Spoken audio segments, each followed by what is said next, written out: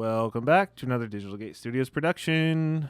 We got more BT14 awesomeness from Mr. Basil over here. We've got I'll say an asterisk, a BT14 deck. We do have a BT14 deck. There is BT14 cards. This was a deck that I was really excited for in BT13, but it was one of those decks where they kind of gave us half of the deck in one set, and the next half was coming in the next set. Yeah. And it's Rosemon Burst Mode. And only like a 5-month period in between those two sets. Yeah, for sure. So you had to be patient. It was just missing. Basically, it was one of those decks where if you had all of the BT13 line, the deck was really good. But if you had half of the BT13 line and the other half was like BT10 or something, it just felt weird. Yeah. But if you have the BT13 line and the BT14 line, I think it coheres a lot better. And some of the glue that holds it together with those promos. Yep. So we'll jump right in. Let's go. The first thing that hasn't changed is the Kokomon. This is our best egg in this deck for sure. Okay. The reason that you don't really care about the Argomon is because on the turn that you're leaving the raising, hopefully you're going into burst mode. And so you aren't really going to need a ton of memory on the turn afterwards because their board is going to be stunned. So just more draw is, I think, more preferable in this style of deck. Makes sense. Our first piece from BT14 is the Palmon, the SR Palmon. This card is one that when it first was announced, I was like, it doesn't seem that good, actually. A lot of people were pretty excited about it. Yeah, but you reread this. Anything that's plant or vegetation. Anything that's plant or vegetation. You dream about it at night. And so the interesting thing is, the first time I read it, it was start of main, give something ice wall. Yeah. But it's not. It's when something becomes suspended, lose 2 memory. Yeah. And the interesting thing about that is we are going to be suspending our opponent's Digimon. So I wasn't really thinking of it as it's going to be a defensive card. No, this is an offensive card that's going to make our Evo line cheaper. That being said, it is until the end of their turn. Yeah. So you can promote it and give like their searcher lose 2 memory when they become suspended, and it is going to save you some HP or deplete them of resources. Gotcha. And of course, it has the inheritable. If you have a Tamer, reduce the Digivolve cost by 1, which is sort of a theme of all these cards. Then we've got the BT13 stuff. It's Lylamon. It searches 3, grabs a plant or a fairy or a vegetation and a Yoshino. Yikes. It's the best searcher in the deck. Originally, this was the BT10 Palmon. Bad thing about the BT10 Palmon is it bottom decks Yoshinos. So one of the worst things about that deck is you didn't really want to play Green Memory Boost, and you didn't really want to play BT10 Palmon. Yeah. It does grab a plant and a fairy, That's which good. is good because there's a lot of fairies in this deck compared to the Bloomlord deck. But again, if you bottom deck 2 Yoshinos, your game is really hard from there. So just the one searcher in the deck I've found is pretty okay. And then, if you know me, you know what's coming next. The gates. Pomumon and Terriermon. I like these in all of my green decks. Yeah. I think specifically Pomumon is going to be really strong this format. Wild this format. I with think all the a lot of effects. people are looking forward to the Lugarmon deck. And I know a lot of people are also looking forward to the D-Brigade deck. And this is a good answer to both of them. One more. Jessmon. Jessmon, that's true. With the unrestriction, man. sister People mons are coming at our locals are going crazy about playing that again. And I also think the Terriermon is going to make a resurgence this format. I think memory floodgates are going to be more important. Like I said, the Lugarmon deck is going to gain a lot of memory. I know I'm pretty excited about Louis and Ukomon. This is a good answer to those as well. So I think the 2 floodgates, they're really good in this deck because unlike the other burst mode decks, you're not going to usually kill them on that turn unless their board is insanely wide. So I think after you burst mode, drop a Pomu, drop a Terrier, that's a really good way to end your turn. So I like floodgates in this deck. We'll move into the level 4s. we've got the Sunflowmon from BT12 or BT13. Suspend it to Evo into a fairy reduced by 1. Yep. This is even better in this deck, this set, because we have another level 5 fairy. Whereas in the BT13 format, we pretty much only had the Lylamon, which played a Yoshino. So we'll get a little bit more value out of this card, as well as it has the same inheritable, reduce your Digivolve cost by 1 if you have a green Tamer. Our new level 4 from BT14 is the Togemon. Yes. This is one the green players have been waiting for a long time. We were looking forward to, if you don't have a Mimi, play a Mimi, level 4 forever. But they gave us something better. That is better. They gave us Togemon. So the unintuitive thing about this Togemon is it does not say suspend this to play a Tamer reduced by 3. It says when you play a Tamer, suspend it to reduce it by 3. And the reason that that's important is because some of our Tamers have effects that rely on suspending your Digimon. So it is going to activate your Tamer when you play it, because it's going to happen after the Tamer comes out. Good, yeah. Which is worth thinking about.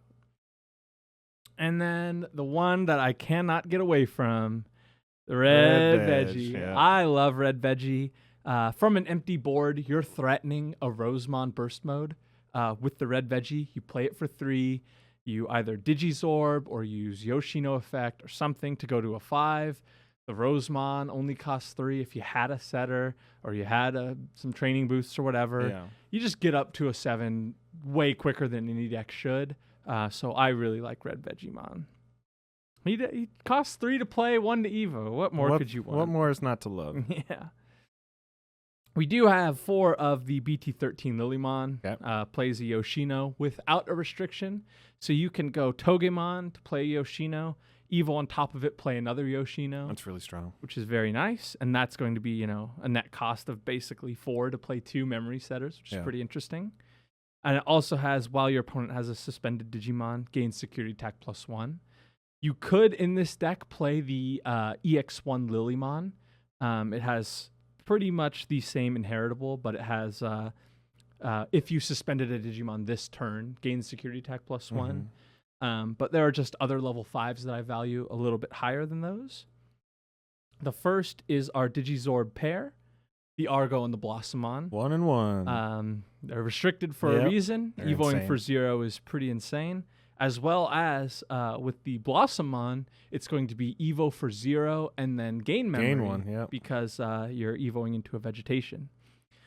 The thing I do want to note about these cards is if your stack is, let's say, Palmon into Togemon, and you Digizorb, you are going to lose this inheritable on the Palmon. Because it's going to, when you Digivolve, it's going to check, it's going to reduce it by 3 and 4, making it a 0-cost Digivolve. So that is something to note with your Digizorb level 5s, is that you are not going to activate, you are not going to get this when you go into a Rosemon.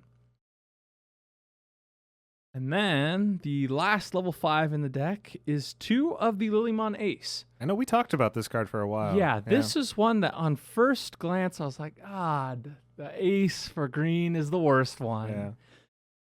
But playing with it, it's pretty interesting.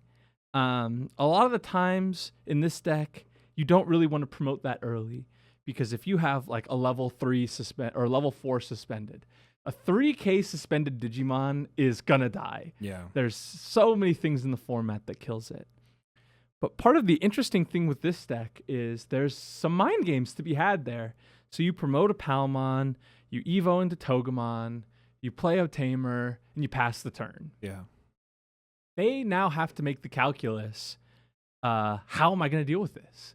Because it's pretty simple. Most in the last format, I'm going to promote my rookie and swing over. Or my level 4. basically. Yeah. Anything's going to kill it. Very tempting.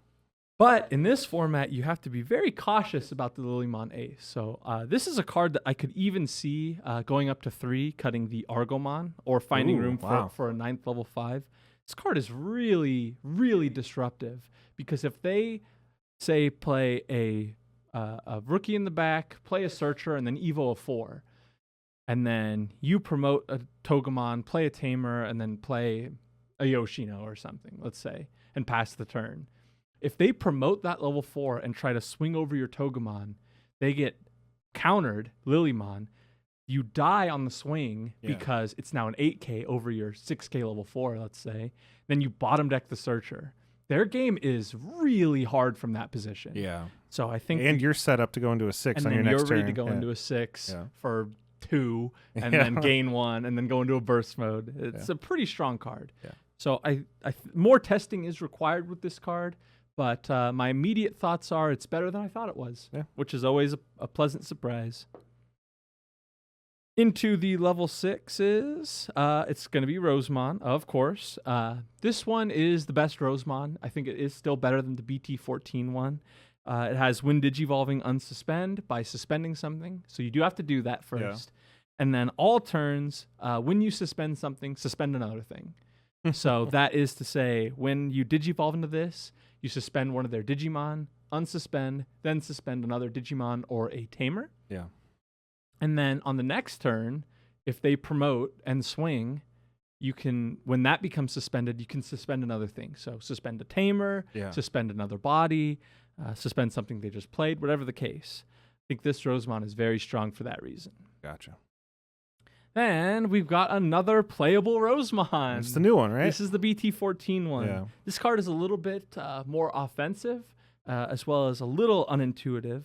So first, it's when Digivolving and when attacking, not once per turn, suspend a Digimon or Tamer.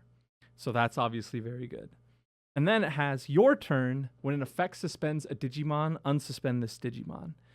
The interesting thing to note about this card is it's pretty similar to a lot of blue triggers, is that you are going to miss your effect if you evo to this inactive. So if you put this on an active level 5 and suspend something, it triggers the your turn effect, and you will not be able to unsuspend.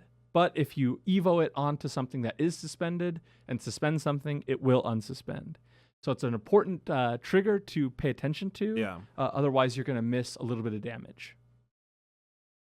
But that's it for the level 6s. I like 6 on the Rosemon. You could go down to 5 and then up on the level 7 if you wanted. I'm surprised you're playing 3 7s, man. But I go back and forth on that a lot. I really like 3 burst modes. Yeah. Because most of the time you really only need 1 per game, because after the burst mode turn, you've stunned them, and if they can't answer your board with all of their suspended stuff, you'll win without it, because you'll just swing out. They have to pretty much win by like either a blanket option card or a crazy when Digivolving, something like that. Yeah, because they're not going to be able to attack. The thing that's really good about only having 3 is you only need 1. The bad thing about having 3 is if on one of your searches you see it, but you need a level 4, it feels pretty bad to bottom deck it. Good. So if Good security bomb too. Yeah, if I were to make a change in this list, I'd go down 1 Rosemon and up 1 burst mode. Go to 4? But then go to 4. Wow. But then it'd be 5 Rosemons and 4 burst modes, which feels a little clunky. Bad. Yeah. But Rosemon burst mode, it's a 1-turn Quartzmon, and even if they out it, it doesn't get rid of the effect, which is worth noting. And that's it for the Digimon. So we'll move right on to our Tamers. The first is an obvious one. It's for Yoshino. Again, it's the only Yoshino we play. The BT4 one is not very good. Yeah. If you wanted to play it, you'd take this out for the Digiburst Yoshino, and then you just lose instantly from there. So I recommend just the Setter Yoshino. But we do have the BT14 Mimi. And this is our sort of searcher in the deck that replaces the BT10 Palmon. Okay. It searches 3, grabs a plant, a fairy, or a vegetation. And then it has your turn when an effect suspends a Digimon, suspend this to gain memory. So you suspend your own Digimon with the Togemon effect or the Sunflow, gain 1. You suspend one of your opponent's Digimon with the Rosemon, the Ace, or the Burst mode. You can suspend it to gain 1. So it's a pretty versatile card. When I mentioned on the Togemon, when you play a green Tamer, suspend it to reduce the cost. So you play the Mimi, do the search, then activate Togemon effect, suspend him, then activate Mimi effect, suspend it to gain 1 more. There you go. So it basically makes the Togemon a 1 to Evo. Gotcha. Our next, we've got option cards. The first is for agility training. God, those things are so good, and everything monocolor. We took out green memory boost, so we don't have to bottom deck Yoshino anymore. Yep. And the other interesting thing about the agility training delay is a lot of the times you won't really need it in this deck. You're reducing Evo on 1, 2, 3, 4 inheritables in your 3 and 4 lineup, as well as you have Digizorb level 5s. Basically, we're only going to be really using this when going from 5 to 6. But the most important thing is it searches 2 and grabs a Yoshino. Yeah.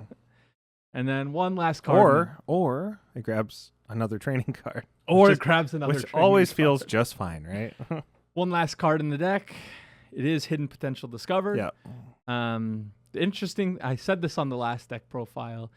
HPD is kind of weird in this deck because you don't really need to go into Rosemon for 0 because it only costs 3 and you probably have enough memory. But HPD, you're never sad to see it. Yeah. As well as there are instances where you want to hard Evo into the burst mode. Yeah. So let you burst without having if you don't get the Yoshino. You know? Yeah, correct. Interesting thing to note, I usually try to put Grandel Soul in all of my vegetation decks. But the interesting thing about this deck, the more I've played with it, is that it doesn't go as wide as Bloomlord does. Right. So Grandel Soul's never really going to cost 6.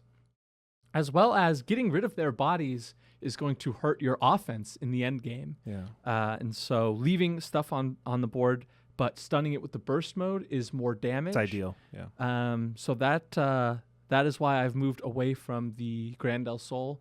If you wanted to put it back in, I wouldn't go against that. But this is what I'm rolling with. I love it, man. All right. Well, another one in the books. Some more green machine madness over here. I know you got a few more of those cooking in the old noggin up there. So Bloomlord is on the way. It's coming, guys. Stay tuned to the channel. We have more BT14 goodness. Check out our podcast and like, comment, subscribe, and we'll catch you guys in the next one.